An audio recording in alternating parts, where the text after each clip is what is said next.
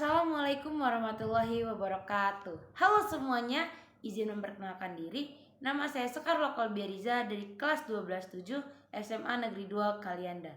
Nah, di video kali ini saya akan menceritakan tentang peristiwa dalam mempertahankan kemerdekaan Indonesia. Mulai dari kedatangan sekutu yang ingin mengambil alih kemerdekaan Indonesia hingga berujung pada aksi heroik yaitu pembumi hangusan sebuah kota di Indonesia. Nah, karena peristiwa ini juga tercetuslah sebuah lagu yang penggalan liriknya seperti ini. Sekarang telah menjadi lautan api, mari bung rebut kembali. Nah, pasti kalian udah tahu dong saya ingin menceritakan apa. Nah, sesuai dengan judul, saya akan menceritakan tentang peristiwa Bandung Lautan Api. Ingin mengetahui kelanjutannya? Yuk disimak!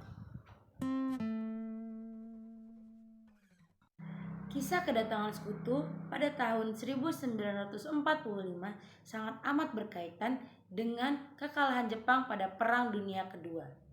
Pada tanggal 14 Agustus 1945, di saat Jepang mengalah tanpa syarat kepada sekutu, sesuai dengan perjanjian Potsdam, sekutu bertanggung jawab atas negara Indonesia yang semula menjadi jajahan Jepang. Nah, di saat Jepang sudah tidak memiliki kekuasaan di Indonesia dan sekutu pun belum datang ke Indonesia, Indonesia mengalami fase vacuum of power atau kekosongan kekuasaan. Nah, di saat itulah dengan hebat dan berani, para pejuang Indonesia memproklamasikan kemerdekaan Indonesia pada tanggal 17 Agustus 1945 yang dibacakan oleh Bapak Insinyur Soekarno di Jalan Pegangsaan Timur nomor 56 di Jakarta pada jam 10 pagi. Diikrarkannya kemerdekaan Indonesia melalui proklamasi tidak serta-merta membuat negara Indonesia terlepas dari cengkraman para penjajah. Justru membuat negara-negara lain tidak terima akan kemerdekaan kita. Dan salah satunya adalah sekutu. Menanggapi hal tersebut, Southeast Asia Command atau SEAC menugaskan para sekutu untuk datang ke Indonesia, dan pasukan tersebut adalah Allied Forces Netherlands East Indies atau AFNI. Dan pasukan tersebut datang ke Indonesia pada tanggal 29 September 1945 di Tanjung Priuk menggunakan kapal Cumberland. Setelah kedatangan itu, rombongan sekutu lainnya datang ke Indonesia dan menempati beberapa kota yang ada di Indonesia. Salah satunya adalah kota Bandung. Nah, tibanya para sekutu di kota Bandung pada tanggal 12 Oktober 1945 yang dipimpin oleh Brigadir Jenderal McDonnell membawa tugas penting, yaitu untuk memulangkan para tentara Jepang dan membebaskan warga Belanda yang ditawan oleh Jepang. Selama di Bandung, sekutu menempati gedung-gedung besar yang ada di Bandung. Dua di antaranya adalah Hotel Savoy Homan dan Hotel Prienjer. Nah, kedatangan sekutu pada saat itu disambut netral oleh para warga Bandung karena para warga Bandung mengira kedatangan sekutu adalah untuk membawa perdamaian. Tetapi ternyata secara diam-diam sekutu datang ke Indonesia telah diboncengi oleh Netherlands Indies Civil Administration atau NICA. Setelah diketahui bahwa kedatangan sekutu telah diboncengi oleh NICA, warga di Bandung pun curiga apakah negara Indonesia ini akan dijajah kembali oleh sekutu. Ditambah lagi, tawanan yang semula dibebaskan ternyata malah dipersenjatai oleh mereka. Ternyata hal tersebut menyebabkan banyak bentrokan bersenjata antara pihak sekutu dengan pejuang Indonesia. Pejuang Indonesia tidak tinggal diam, mereka melakukan perlawanan juga kepada pihak sekutu. Dan puncaknya pada tanggal 24 November 1945, para pejuang Indonesia melakukan penyerangan di Hotel Homan dan Hotel Prienjer. Setelah penyerangan para pejuang Indonesia kepada pihak sekutu di Hotel Savoy Homan dan Prienjer menyebabkan para pihak sekutu merasa marah dan tidak terima.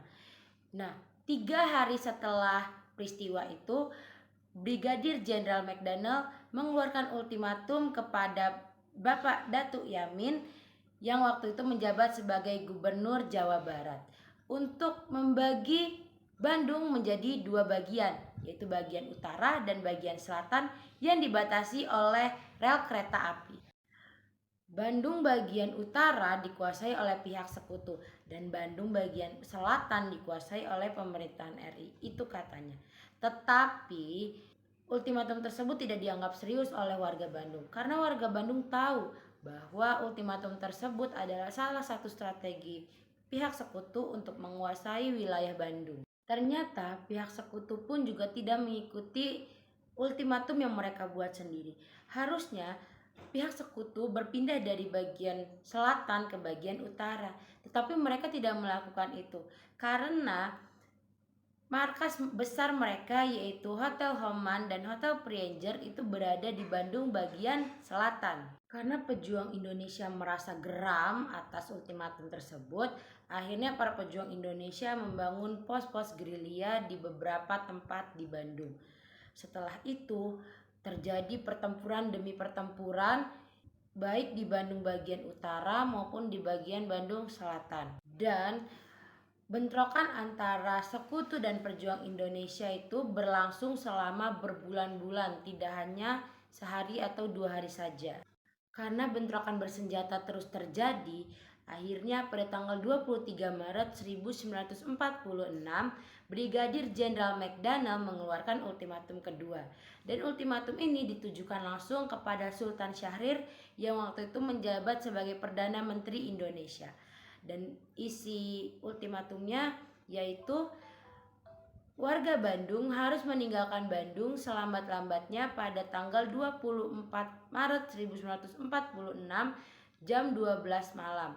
Jika masih ada warga Bandung yang belum meninggalkan, maka pihak sekutu tidak akan segan-segan untuk memborbardir wilayah Bandung.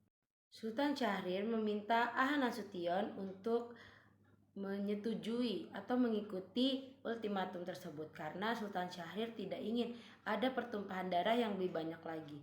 Dan Sultan Syahrir juga memandang bahwa kekuatan militer kita belum sekuat kekuatan militer yang dimiliki oleh sekutu. Pada saat itu Sultan Syahrir ingin menempuh jalur diplomasi karena menurutnya jalur diplomasi merupakan cara untuk mendapatkan pengakuan secara internasional bahwa Indonesia telah merdeka. Mendengar hal itu, Aha Nasution pun menjadi bingung harus melakukan apa. Akhirnya Aha Nasution pun menemui pihak sekutu untuk menegosiasi agar memperpanjang waktu ultimatum. Tetapi pihak sekutu menolak dan akhirnya Aha Nasution pun kembali ke markas dan melakukan diskusi kepada seluruh anggotanya untuk menemukan cara yang terbaik untuk masalah ini. Saat sedang berdiskusi, salah satu anggotanya yaitu Mayor Rukana memberikan satu saran, yaitu tak apa kita meninggalkan Bandung asal kita harus membumi hanguskan Bandung sebelum kita meninggalkannya, agar Bandung tidak bisa digunakan oleh pihak sekutu. Nah, karena saran inilah yang menjadi tonggak awal terjadinya peristiwa Bandung Lautan Api. Akhirnya Aha Nasution pun menyetujui saran dari Mayor Rukana untuk membumi hanguskan kota Bandung karena menurutnya itu adalah cara agar kita tetap mematuhi ultimatum dan juga para sekutu pun tidak bisa mengambil alih kota Bandung. Setelah itu, Tentara Republik Indonesia menyiarkan kepada seluruh warga Bandung untuk meninggalkan kota Bandung selambat-lambatnya jam 10 malam. Akhirnya warga Bandung pun meninggalkan kota Bandung ke arah bagian timur. Dan Aha Nasution bersama rekan-rekannya juga sudah menyiapkan taktik untuk pembumi hangusan kota Bandung. Rencananya, taktik pembumi hangusan akan dilaksanakan pada tengah malam. Tetapi secara mengejutkan, ternyata salah satu gedung besar yang ada di Bandung sudah meledak terlebih dahulu. Dan karena itulah akhirnya taktik pembumi hangusan pun dilakukan lebih cepat pada jam 8 malam. Dan setelah meledaknya itu diikuti dengan pembakaran gedung-gedung besar lainnya yang ada di Bandung. Dan tidak menunggu waktu yang lama, akhirnya langit di kota Bandung pun berubah menjadi warna merah menyala. Gedung-gedung mulai terbakar dan rumput-rumput hijau yang ada di kota Bandung pun berubah menjadi warna hitam. Kota Bandung yang semula indah akhirnya berkobar-kobar menjadi Bandung Lautan Api. Dan konon katanya saat warga sedang menuju ke pengungsian, mereka meneriakkan kalimat yang sama dan berulang kali. Kalimatnya yaitu, walaupun kau sudah menjadi lautan api, mari bung rebut kembali. Walaupun kau sudah menjadi lautan api, mari bung rebut kembali. Nah, dari kata-kata itu diubahlah menjadi sebuah lagu yang kita tahu, yaitu berjudul Halo Halo Bandung. Sekarang telah menjadi lautan api, mari bung rebut kembali. Nah, dari peristiwa inilah yang membuat setiap jengkal bangsa kita ini menjadi saksi perjuangan para pejuang kita dalam mempertahankan kemerdekaan Indonesia. Dan inilah peristiwa besar dalam mempertahankan kemerdekaan negara Indonesia yang harus kita banggakan dan kita jaga sampai kapanpun. Semoga dari kisah ini bisa mengingatkan kita bahwa dalam memerdekakan Indonesia dan menjaga negara Indonesia ini tidaklah mudah, dan banyak harga yang harus dibayar oleh para pejuang untuk membuat kita seperti saat ini yang sudah merdeka dan sudah bisa menikmati semuanya tanpa harus ada perang persenjataan seperti dahulu. Sudah sepantasnya kita bersama-sama menjaga negara kita ini dengan penuh rasa bangga. Dan jangan lupa kita juga mendoakan para pahlawan kita yang telah gugur dalam mempertahankan negara Indonesia ini. Semoga mereka ditempatkan di sisi terbaik Allah Subhanahu wa taala. Sekian informasi yang bisa saya sampaikan. Jika ada kurangnya saya memohon maaf. Saya akhiri. Wassalamualaikum warahmatullahi wabarakatuh.